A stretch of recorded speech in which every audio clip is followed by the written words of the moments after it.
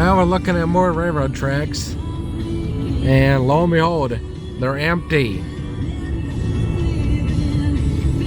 I would pay $1 million to see a train right now. I really would, because all we're getting is empty tracks.